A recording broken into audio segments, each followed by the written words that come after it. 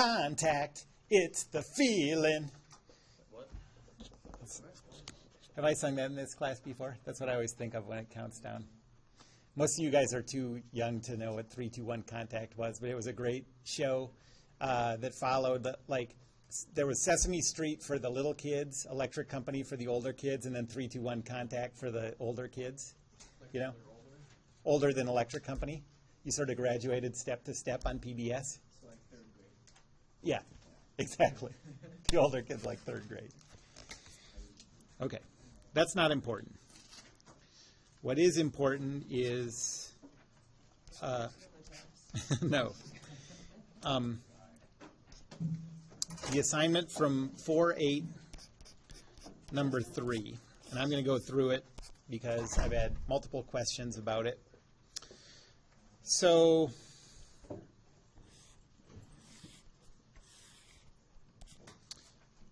all you have is a torque on this member,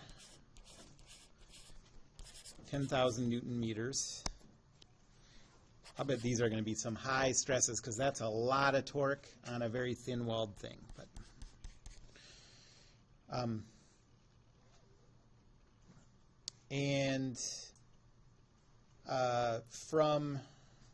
so if this is the coordinate system, then from another view, the coordinate system would be, I don't know where the centroid is, but it's somewhere over here. The coordinate system would be like z, y. And we want to calculate the stress at A, B, and C, given that the wall thickness at A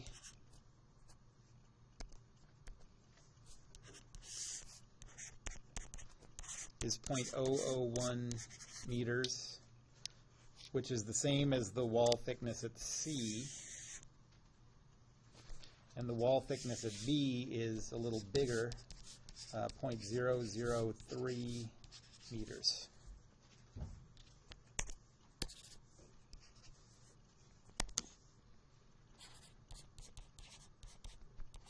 And we want to calculate the stress tensor at A,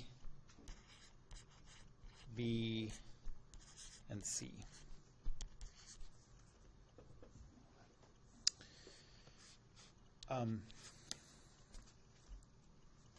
So the first thing we have to do is calculate the internal torques. Before we do that, I guess we have to calculate the external torque.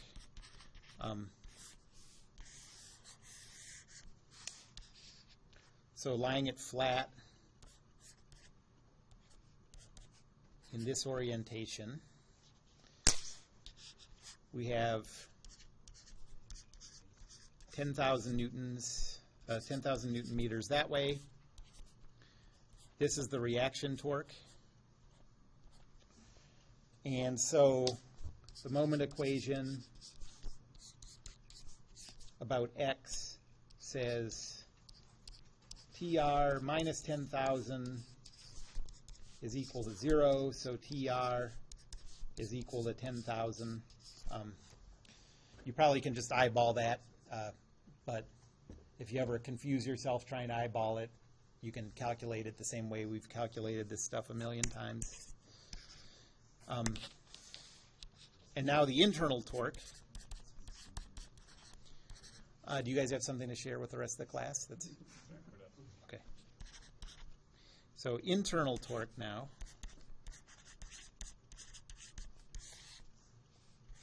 So we'll do our cut.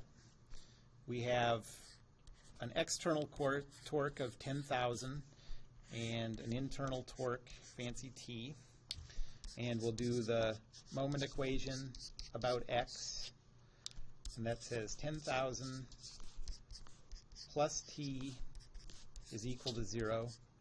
So T is equal to negative 10,000.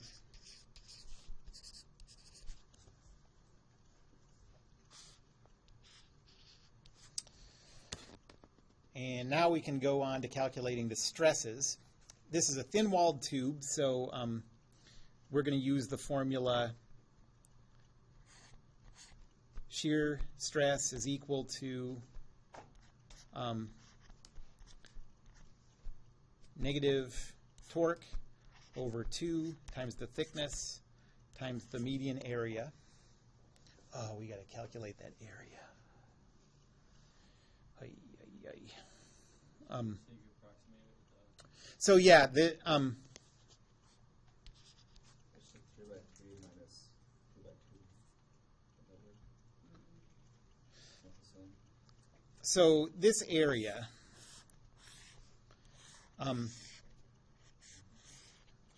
because these wall thicknesses are so small compared to the size of the cross section, the difference between the outer area and the inner area and the average of those two and the median area, those are all 4 of those are different things, but those differences are all tiny.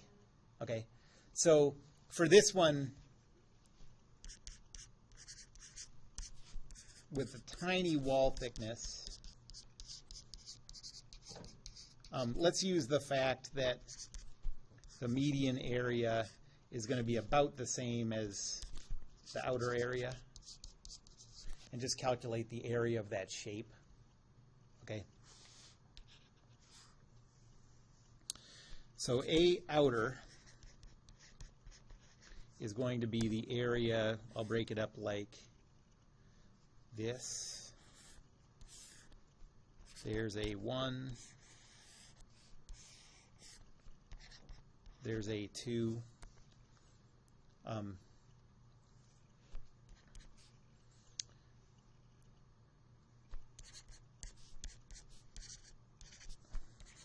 A1 is equal to 0.2 times 0.1.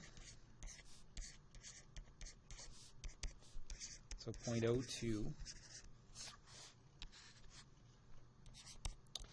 A2 is equal to 0.3 times 0.1. So 0.03.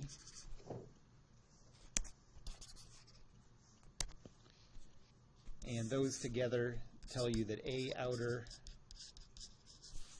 is equal to 0.05 meters squared. And that's what we're going to use as A median. Did anyone calculate the true area inside the median? 0.0494. Yeah, okay, so it's a pretty minor difference between these. I'm going to use this. What? Not in circuits? Do you have those kind of numbers? Yeah, well, yeah. Yeah. You know, I mean, it is partly, it's me versus Derek, but partly,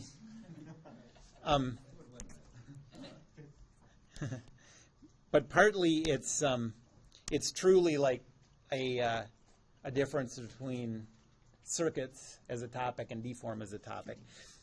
All of these calculations have a lot of approximations involved. You're trying, like, we're using this for kind of ballpark figures. There's no such thing as, like, you can't calculate the stress within 2% accuracy or whatever. There's just no way to do it. There's too many things that we don't know. In circuits, that's not the case. You can calculate things to incredible accuracy. So, and then the bigger part of it is like, yeah, you probably should calculate that median area, but I'm not going to do it right now, you know, because it's boring. So basically you're saying that in this class we're learning how to use an axe, where in circuits we're learning how to use a scalpel. Yes, that's right. Okay. Okay, so let's use this.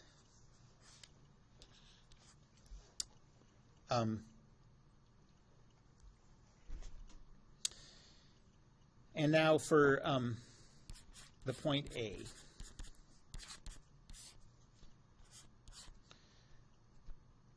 So the capital X, capital Y stress is equal to negative times that internal torque. What did we get? Negative 10,000.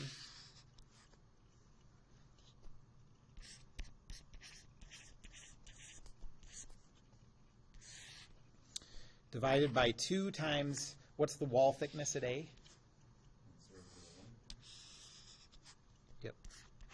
0.001 times the median area, which is 0.05, and let's see, what do we have? 0.1 times, so that's 1 times 10 to the minus 4.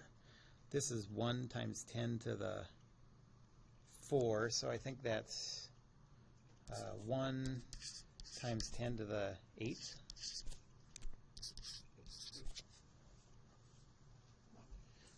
And now we have to think about, okay, so the capital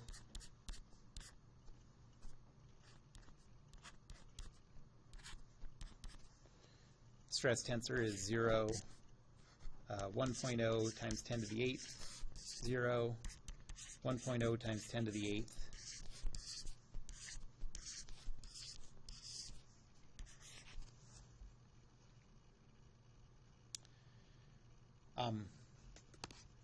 And now we have to think about what this capital coordinate system is, because we need to represent it in the given coordinate system.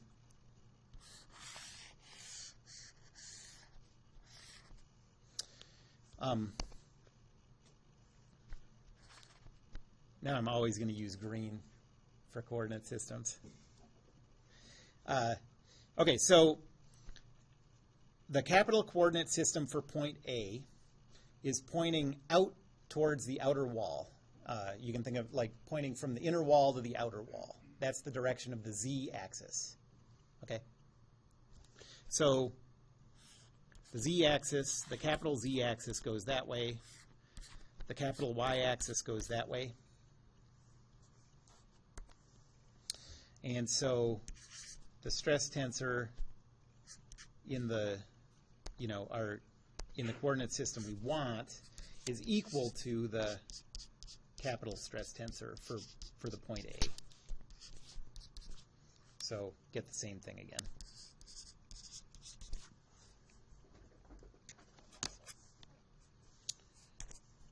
So now let's go to the point C.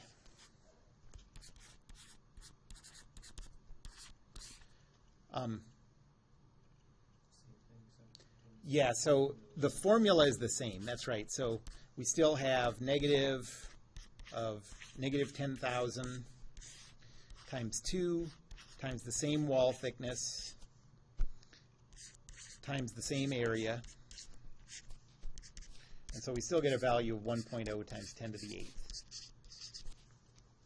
What's different for the point C is the orientation of the capital coordinate system.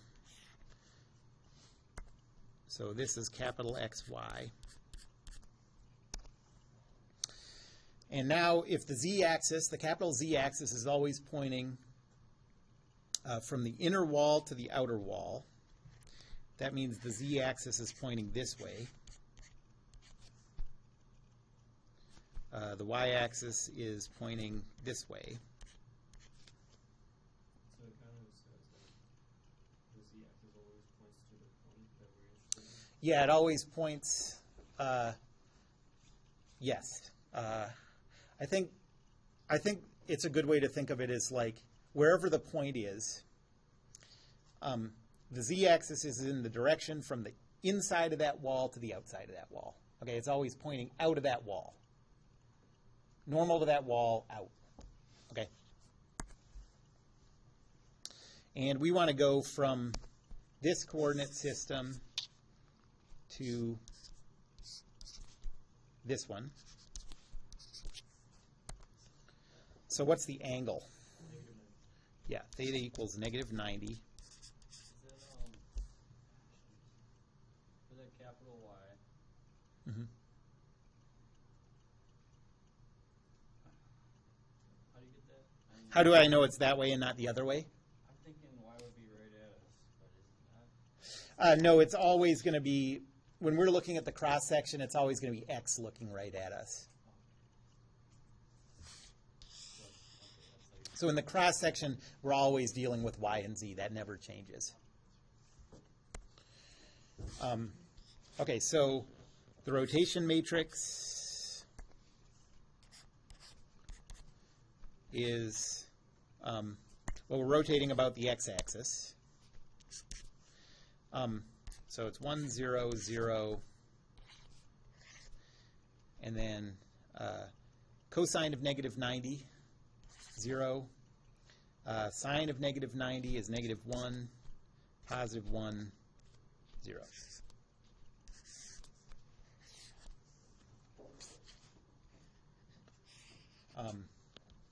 And so the real stress tensor is equal to Q times capital stress tensor times Q transpose. And what are you going to get for this? I guess, oh boy. I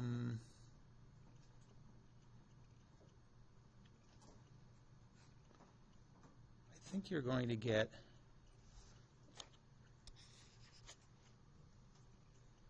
I don't know. Can someone, maybe we should just plug that in. But I think you're going to get, that's going to be the,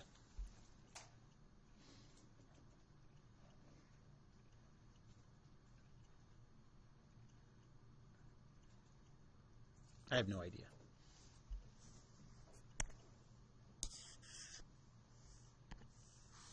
Pause the recording every time you don't know something. Make it look like you always know exactly. 0, 0, 1 times 10 to the 8th. Yeah.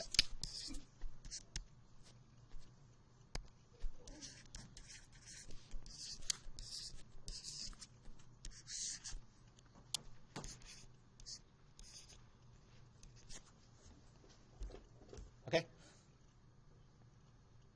Any questions about that one? And then going on to B, yes. So all these final answers, it's kind of like when you go back to this view, not this one. Like for Right. stack prices. Well, those two pictures are the same coordinate system. Right, but if you were to view that stress tensor, that would be the view of it. What your final answer? I mean, So, I know they're the same, but I guess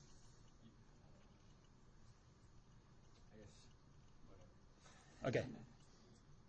Yeah, let me know if I'd be happy to talk about that stuff. But okay, and then the point C, B.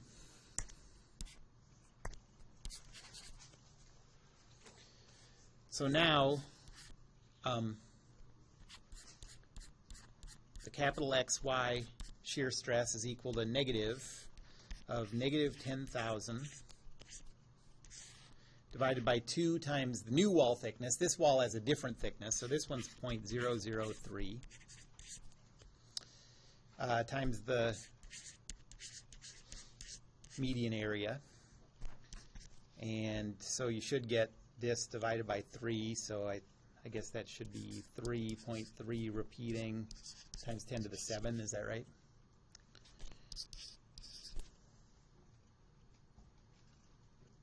Okay, so it's smaller because the wall is thicker.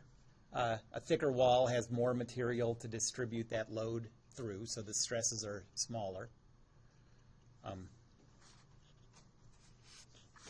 now we have to think about the coordinate system.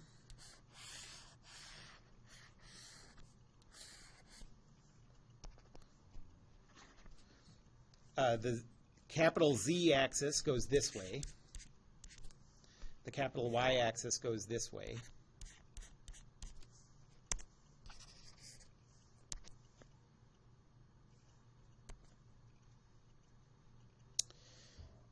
We're trying to get to this coordinate system. And so what's the rotation we need for this one? 180 plus or minus, same thing. So our capital coordinate system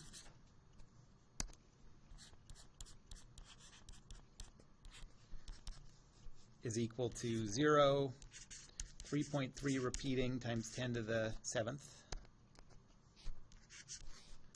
0, 3.3 repeating times 10 to the 7, 0, 0, 0, 0, 0.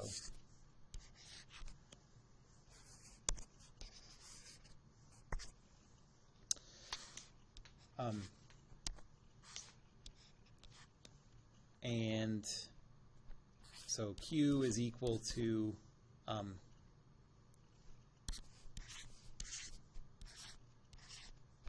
-1, 0, 0, -1.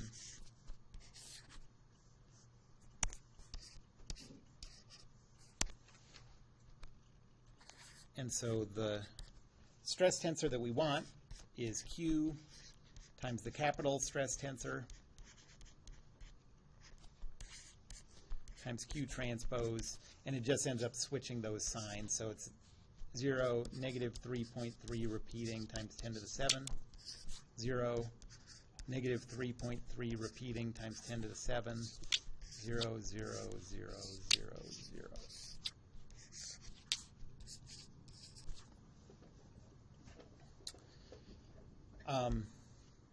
Anybody have a feel for, okay, so we have these stress tensors. Anyone have a feel for A and C, what you would get if you went through the process of calculating the principal stresses and then use that to calculate the max shear stresses? What would you get? You'd get that same answer. So because if you have all your stress expressed in a single shear value, there's no orientation where you can make a shear value any bigger than that. Same thing with this. The maximum shear stress would be 3.3 repeating times 10 to the 7. But it's interesting that the thing with principal stresses is interesting, I think. Like the fact that you can take any shear stress and any stress tensor and make it so all it has is normal stresses. Here we have stress tensors that don't have anything but shear elements, but somewhere there's an orientation where there's nothing but normal stresses. And you take the principal stresses the same way to find that. Okay, any questions about that problem?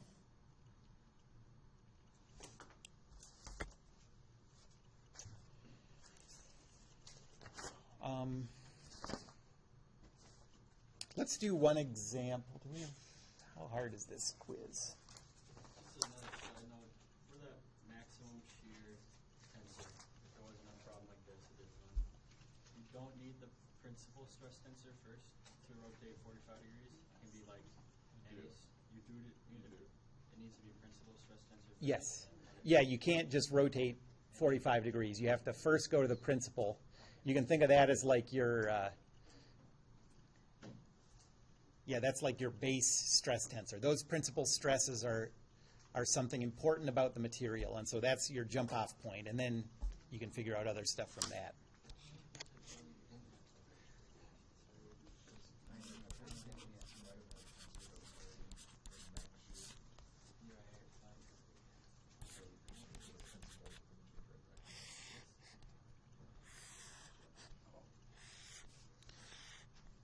Okay, so let me do this example problem. It won't take very long, but it's an example of elongation like we did last time. So here's 0.4 meters. This section is 0.3 meters. I'll call this section 1 and section 2. The cross-sectional area of 1, let's say, is equal to 0.01 meters squared. The cross-sectional area of section 2 is 0.003 meters squared. And let's say that there's a tension applied to section 1 of 5,000 newtons. and a tension applied to section 2 of 8,000 newtons. Let's calculate the elongation.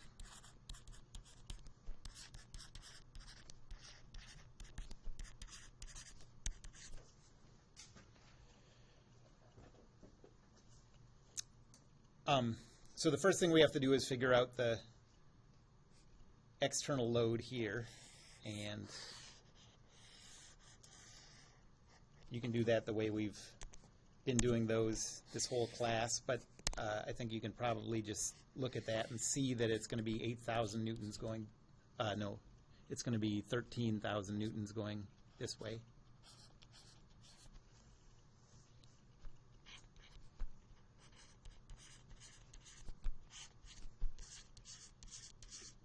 Because it has to balance those other two.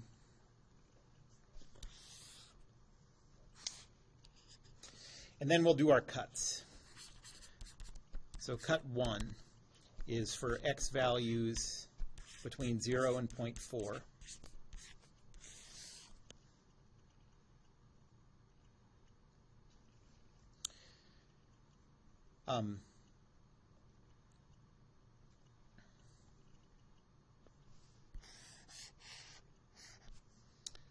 So we have 13,000 this way, and an internal tension this way, and that tells us that the internal tension on this section is positive 13,000.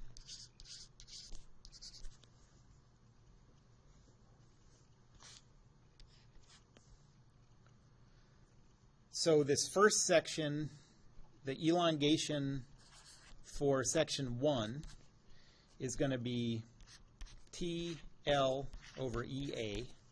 Oh, and I didn't give a material. Let's make this, let's say E is equal to 110 times 10 to the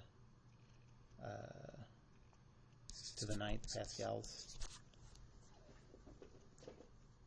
I can't remember what that, there's some metal that has that.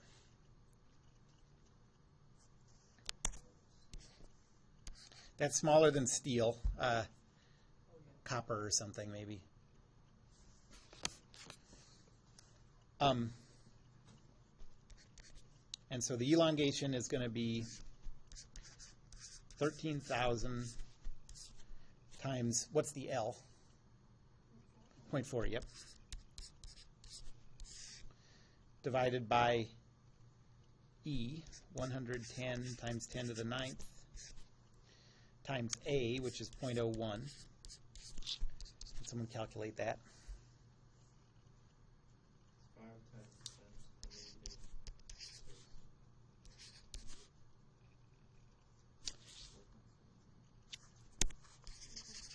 6. Okay. 4.73 times 10 to the minus 6. Okay, I'm not that different from Derek. Come on, just call it 0. Yeah, exactly. It rounds to 0. Okay, and then the second cut.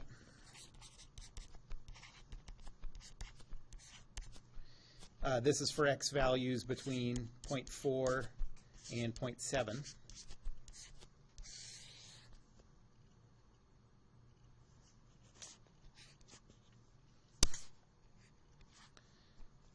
So this time we have 13,000 this way,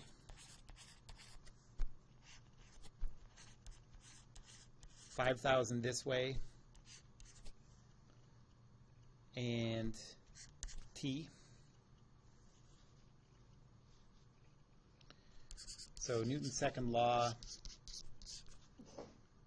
horizontally, says negative 13,000 plus 5,000 plus T is equal to 0. So T is equal to positive 8,000.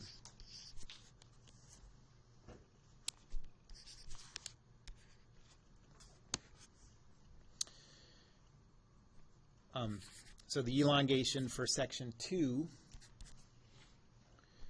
is 8,000 times, what's the length for this? 0.3, yep. divided by 110 times 10 to the 9, divided by the area, that was 0.003. And what do you get for that one? 1.2 times 7 negative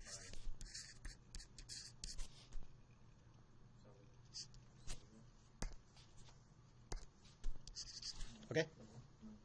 No? That's 7.27. Oh wait, I already added both. Oh, okay. things up. Okay. 7.27 times 10 to the minus 6 meters, and then the total is the sum of those two. So it's delta 1 plus delta 2, and that's where you get 1.2 times 10 to the minus 5. Yeah. Okay, so what would happen if on one of these cuts you had a negative tension, you had a compression? What would happen with the elongation? You get a negative elongation, and so then you'd have one of these would be positive, one of these would be negative. You'd still just add them up, and it gives you the total elongation. If you get positive, it's getting longer. So if we didn't have that 5,000 force, Mm-hmm. the shape wouldn't make you have to do that. Yes, if the shape changes, you need to break it up into pieces still. You wouldn't have to do it, you wouldn't have to do those cuts to calculate the internal tension, but you would have to break it up into those pieces to calculate to do the sum, the elongation sum, you know what I mean? Because you have a different A for the two of them. Okay, let's do the quiz.